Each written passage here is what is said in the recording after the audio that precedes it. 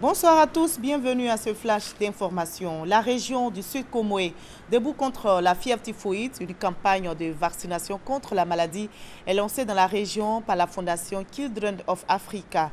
La présidente de la fondation, Dominique Ouattara, première dame de Côte d'Ivoire, a donné le top départ de cette campagne. Aujourd'hui, à Grand Bassam, les enfants âgés de 3 ans à 15 ans seront vaccinés. Le premier ministre Daniel Kablan-Duncan était à la cérémonie de lancement ce matin. L'Union européenne veut s'impliquer de plus en plus dans le développement de l'économie ivoirienne. L'Europe, un partenaire privilégié plus proche des entrepreneurs ivoiriens, c'est l'objectif du Forum économique euro-ivoirien ouvert ce matin à Abidjan. La délégation de l'Union européenne et la Chambre de commerce européenne en Côte d'Ivoire ont organisé cette rencontre qui devrait permettre aux investisseurs ivoiriens et européens de nouer des partenariats. Les pays membres de l'UEMOA font face à des défis, sécurité, urbanisme, santé, éducation, lutte contre la pauvreté. Eh bien, comment relever tous ces défis? Le Conseil des collectivités territoriales est en réunion depuis ce matin à Grand Bassam. La rencontre vise à plancher sur les chantiers de développement territorial de l'espace UEMOA. On en reparle ce soir.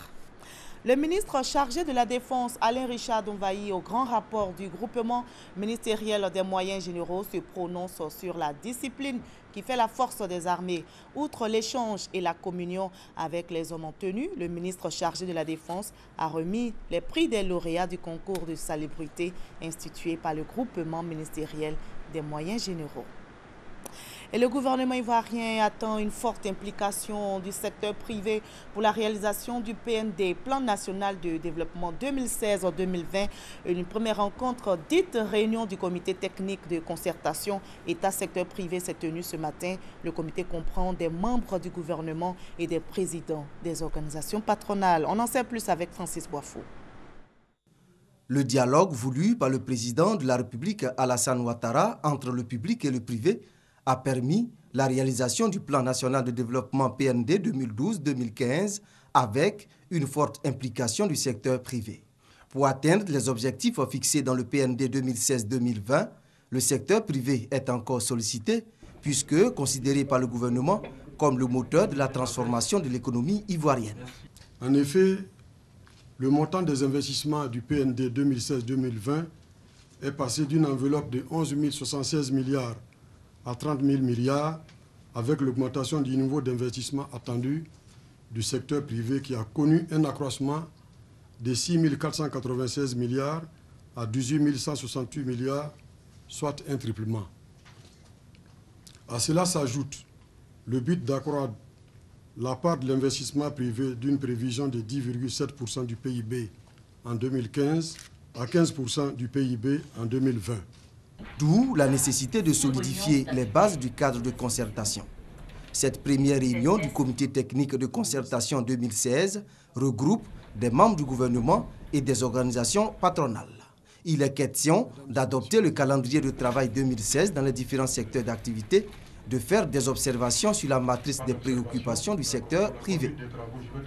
La Côte d'Ivoire en France, la loi travail a été adoptée après un débat houleux à l'Assemblée nationale. Le gouvernement de Manuel Valls échappe à la motion de censure déposée par l'opposition de droite. 246 députés ont voté pour. La majorité requise était fixée à 288 voix. Et comme on le voit, la motion de censure déposée par la droite n'a pas réuni le quorum des voix requises. Au Brésil, Dilma Rousseff promet de se battre jusqu'au bout. Écartée du pouvoir aujourd'hui par le Sénat, elle appelle ses partisans à se mobiliser contre ce qu'elle qualifie de coup d'État. 55 voix pour, 22 contre. Les sénateurs ont donc voté en faveur de sa destitution. Dilma Rousseff quitte le pouvoir. Elle est remplacée par son vice-président et ancien allié Michel Temer. La présidente Dilma Rousseff est accusée, je rappelle, d'avoir manipulé les comptes publics pour faciliter sa réélection en 2014. Écartée du pouvoir pour 6 mois au maximum, elle appelle à la résistance. Nous l'écoutons. Ce qui est en jeu dans le procès de destitution, ce n'est pas juste mon mandat. Ce qui est en jeu, c'est le respect des urnes, de la volonté souveraine du peuple brésilien et de la Constitution.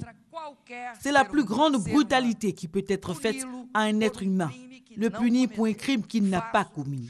Je lance un appel, restez mobilisés, unis et en paix. On en reparle ce soir. Merci à vous tous de votre aimable attention. Je vous donne rendez-vous à 20h pour la grande édition.